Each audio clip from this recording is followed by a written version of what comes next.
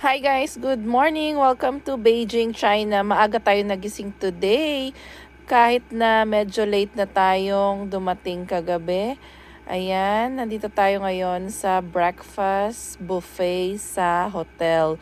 Dahil guys, maaga ang ating schedule ng tour sa Great Wall of China.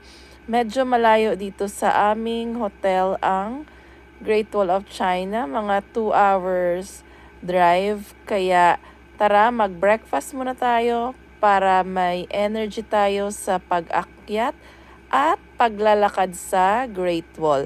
Ayan guys, ang breakfast buffet dito sa hotel. Silipin natin ang iba't ibang klaseng Chinese food for breakfast. Ayan, I think steamed fish yan. At syempre, fried rice, stir-fried noodles, and itong parang nakababad na eggs. And ayan, gusto ko yung mga steamed and sauteed vegetables. And ito, favorite ko rin yung steam buns and iba't ibang klaseng kamote or sweet potato. Kuha tayo niyan later.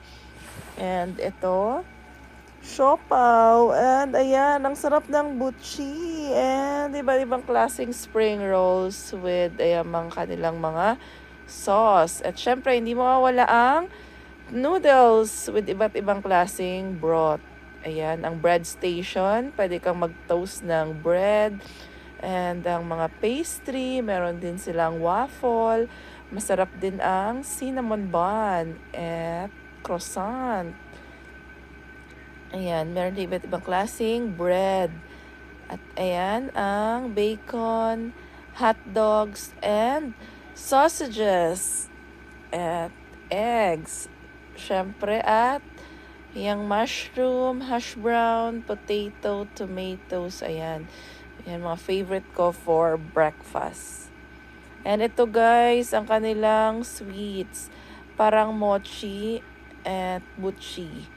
Ayan so guys, favorite ko rin ang dragon fruit, watermelon at yung melon. Napakatamis. Guys, kuha muna tayo ng ating breakfast and hanap tayo ng ating table.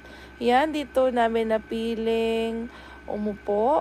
Ayun guys, para kita natin ang view outside. Talagang napakalamig, -5 degrees. At syempre, mag-coffee muna tayo. Ayan ang aking plate. Kain tayo. Dahil mahaba-habang biyahe going to Great Wall of China. Habang inaantay ang aming tour guide, kumain muna tayo. Ayan ang aking mga kasama today. Si Maysoon, Iyad, si Hatan, si Gada. Nag-aantay kami ng aming sundo.